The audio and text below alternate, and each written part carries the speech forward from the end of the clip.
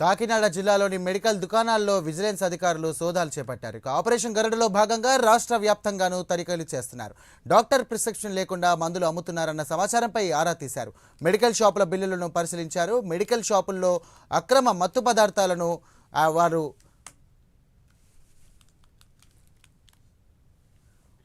అక్రమ మత్తు పదార్థాలు ఉన్నాయా లేవా అనే దానిపై అధికారులు తనిఖీలు చేపట్టారు. డాక్టర్ ప్రిస్క్రిప్షన్ లేకుండా మందులు అమ్మినా, శాంపుల్స్ డ్రగ్స్ అమ్మినా కూడా చర్యలు తప్పవని ఈ సందర్భంగా హెచ్చరించారు.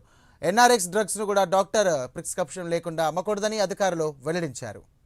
గౌరవనీయులు శ్రీ రాష్ట్ర డీజీపీ గారి ఉత్తర్వుల మేరకు ఆపరేషన్ గరుడలో భాగంగా విజిలెన్స్ టీము, అదేవిధంగా ఈగల్ టీము, అదేవిధంగా డ్రగ్ కంట్రోల్ వారు, సివిల్ పోలీసు అంతా కలిపి ఒక టీముగా ఏర్పడి రాష్ట్రంలో చాలా మెడికల్ షాపుల మీద ర్యాండమ్ చెకింగ్ జరుగుతుంది.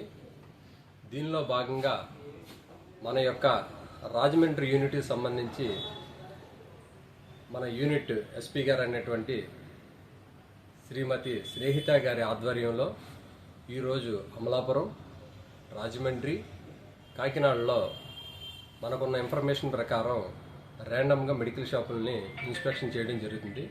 ఈ యొక్క మెడికల్ షాపుల్లో అనాథరైజ్డ్గా ఏదైనా డ్రగ్స్ ఉన్నా, అదేవిధంగా ప్రిస్క్రిప్షన్ లేకుండా ఎవరికైనా డ్రగ్స్ అమ్ముతున్నటువంటి అలాంటివి ఉంటే గుర్తించి వాటి మీద చర్య తీసుకోవడం జరుగుతుంది.